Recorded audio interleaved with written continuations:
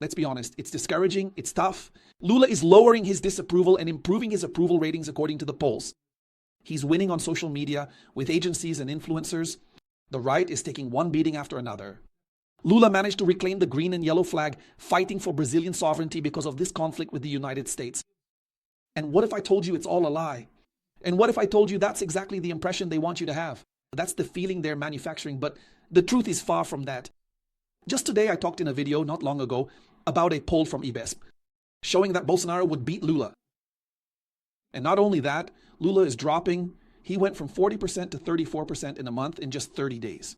And Bolsonaro is holding steady at 41.1%. So Bolsonaro would beat Lula, but that's not what I want to show you.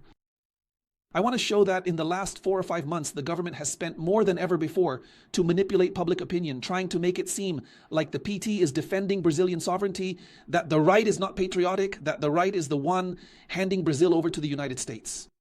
They ran a campaign like never before.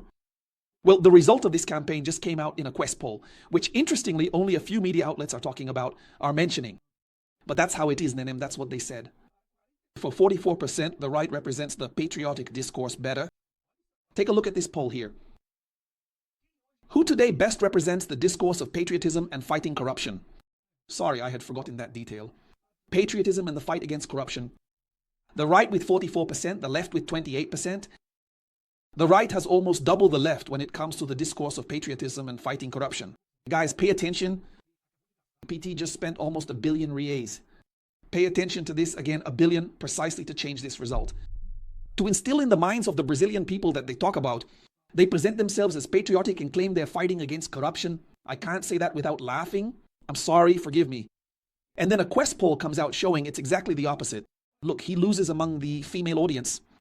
When it comes to patriotism and fighting corruption, among the male audience, the difference is even more glaringly obvious. 50% for the right, 28% for the left. He loses among Catholics and loses among evangelicals. He's losing in every area. The truth is, and I want you to understand this because it's very important, the purpose of this narrative that the left is improving and that Lula is leading in the polls is to discourage you.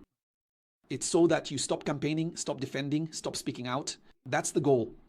They know that's not the truth, but if they can convince a large enough number of people, those people will give up the fight. And then next year, they win the elections. That's the goal. On the other side, obviously, they want to prevent Bolsonaro from campaigning next year, from being a candidate. That's another war, another battle we have to fight. Now, don't let them convince you of that, for God's sake.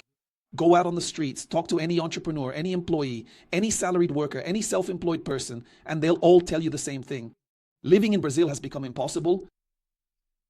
60% think Brazil is heading in the wrong direction. 60% because everything is more expensive.